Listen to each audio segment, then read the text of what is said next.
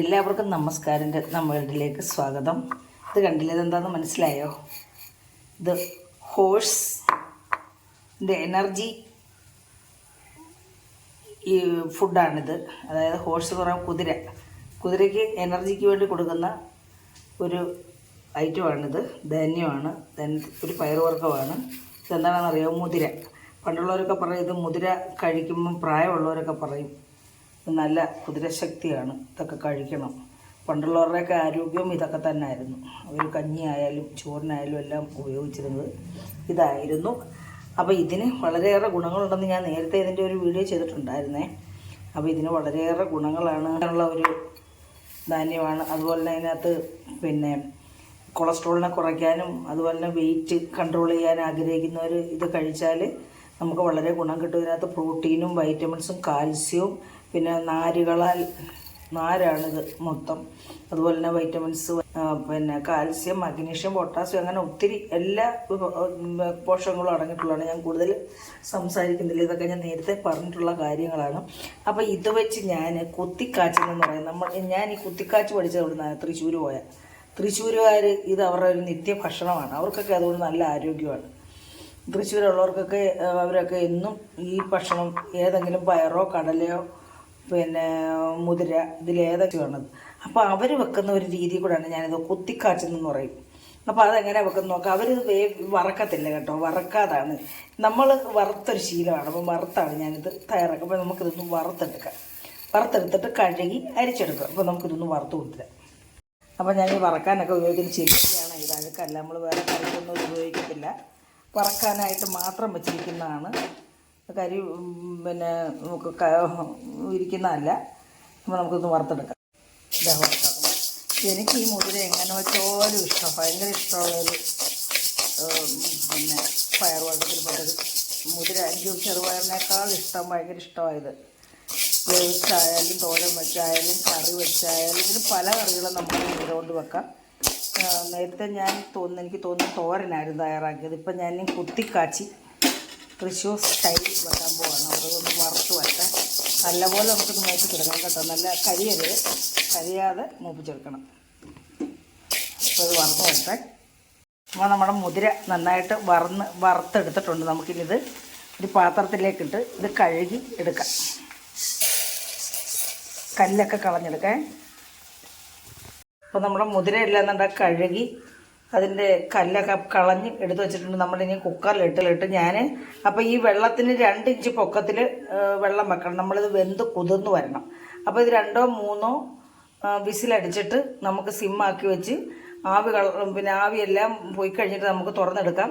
അല്ലെങ്കിൽ 3-4 വിസിലടിച്ച് വേവിച്ചിട്ട് നമുക്ക് ആവി കളഞ്ഞെടുക്കാം. എങ്ങനെ വേണമെങ്കിലും ചെയ്യാം, എങ്ങനെ വേണമെങ്കിലും വേവിച്ചെടുത്താൽ മതി.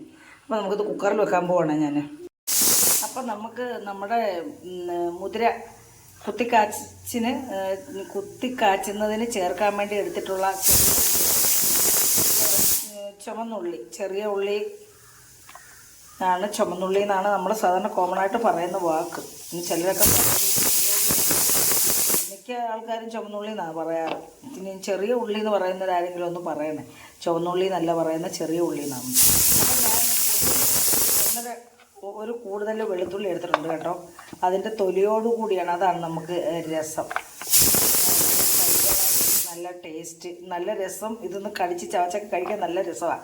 അപ്പോൾ ഞാൻ എൻ്റെ തൊലിയോടാണ് എടുത്തിരിക്കുന്നത്. അപ്പോൾ ഇത് നമ്മൾ ഇടിച്ച് ചതച്ചെടുക്കും. എന്നിട്ട് ഇതിലേക്ക് നമ്മൾ മുളക് പൊടി അവർ ചേർക്കുന്ന ക്രഷ് ചെയ്ത്,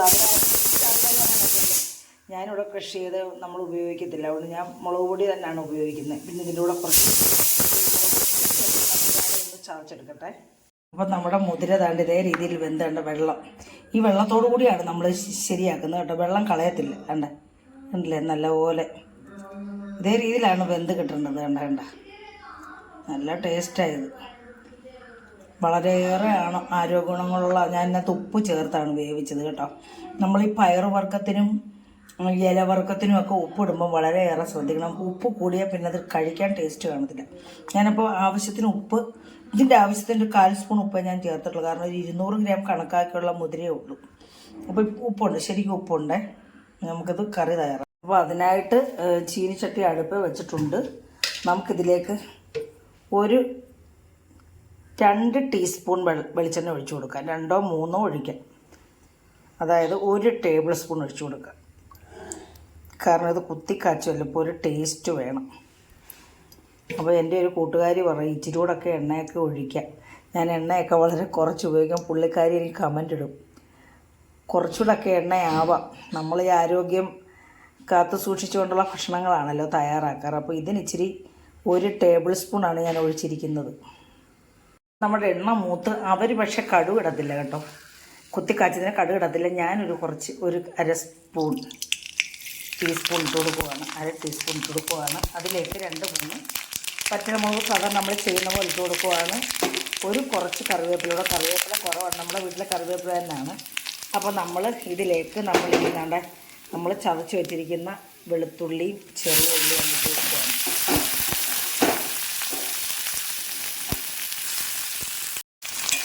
വളരെ ടേസ്റ്റിയാണ് ഈ കറി കേട്ടോ. അധികം ചിലവില്ല, അധികം പൈസ ചിലവുമില്ല. അത് വാങ്ങിച്ച് വെച്ചിട്ട് നമ്മുടെ നിത്യഭക്ഷണത്തിൽ ഉപയോഗിച്ചാൽ നമുക്ക് കൊളസ്ട്രോളും അതിനോടനുബന്ധിച്ച് ഹാർട്ടിന് അസുഖം, അതുപോലെ തന്നെ ഹൈപ്പർ ടെൻഷൻ, ഡയബറ്റീസ് ഇതൊക്കെ നമുക്ക് കൺട്രോളായിട്ട് ഇരിക്കാൻ സാധിക്കും. സവാളയും വെളുത്തുള്ളിയും നന്നായിട്ട് മൂക്കണം കേട്ടോ. മൂത്ത് വരണം, എന്നെങ്കിലേ അതിന് ടേസ്റ്റുള്ള അതിൻ്റെ മണമൊക്കെ ഇങ്ങനെ വരണം. പിന്നെ വെളുത്തുള്ളി നന്നായിട്ട് മൂക്കണം, അതിൻ്റെ പച്ച ചുവയൊക്കെ മാറണം. അപ്പോൾ നന്നായിട്ട് മൂത്തിട്ടുണ്ട്. ഇതിലേക്ക് ബാക്കിയുള്ള കറിവേപ്പിലയും കൂടെ ഞാൻ ഇട്ട് കൊടുക്കുവാണ്. അപ്പോൾ ഇതിലേക്ക് നമ്മൾ കുരുമുളക് പൊടിയും മുളക് പൊടിയും ചേർത്ത് കൊടുക്കുക. മുളക് പൊടി കാച്ചിയ മുളകാണ് ചേർക്കുന്നത്. കുത്തി ഇടിച്ച മുളക് നമ്മളിവിടെ അങ്ങനെ ഉപയോഗിക്കത്തില്ല. അതുകൊണ്ടാണ് കുരുമുളക് കൂടി ഇട്ട് കൊടുക്കണം. ആവശ്യത്തിന് അധികം ചേർക്കേണ്ട എരിവ്. പിന്നെ ഇതിനകത്തെ ഇച്ചിരി മഞ്ഞൾപ്പൊടിയും കൂടി ചേർക്കും. എല്ലാ ഭക്ഷണത്തിനും നമ്മൾ മഞ്ഞൾപ്പൊടി ചേർക്കണമല്ലോ, 1/4 സ്പൂൺ മഞ്ഞൾപ്പൊടി. അപ്പം പണ്ടൊക്കെ നമ്മുടെ പൂർവികരൊക്കെ പറയും മഞ്ഞൾപ്പൊടി ചേർക്കണം, കീടനാശിനി അണുക്കളൊക്കെ കൃമികളൊക്കെ ഉണ്ട് ചത്തു. അതിൻ്റെ കറക്റ്റാണ്, ആൻറ്റി ഓക്സിഡൻ്റ് അല്ലേ ഇത്. അപ്പം നമ്മൾ നന്നായിട്ട് മൂത്തിട്ടുണ്ട് ഉണ്ടല്ലേ, നല്ല മണമൊക്കെ വരുന്നത്. നമുക്കിതിലേക്ക് ഇനി നമ്മുടെ തെങ്ങൊഴിച്ച് കൊടുക്കും.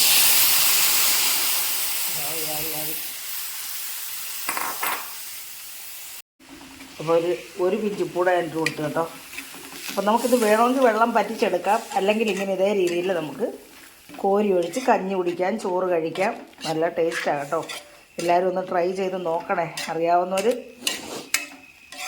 കമൻ്റ് ഇടുക, അറിയാൻ പാടില്ലാത്തവർ ചെയ്ത് നോക്കുക. ഞാൻ പറഞ്ഞല്ലോ, മുളക് ചതച്ച മുളകാണ് ചേർക്കുന്നത്. ഇനിയിപ്പം നമ്മൾ പൊടിയാണ് ചേർത്തത്. നമുക്ക് ചതച്ച മുളകിൻ്റെ ഉപയോഗം കൂടി ഇല്ല. ഈ വയറിനൊക്കെ ഈ അസിഡിറ്റിയൊക്കെ ഉള്ളവർക്ക് നാര് പോലൊക്കെ ഉള്ളത് കഴിക്കണ്ടല്ലോ എന്ന് വിചാരിച്ച് ഞാൻ മറ്റുള്ളവർക്കും അത് പറഞ്ഞു കൊടുക്കത്തില്ല.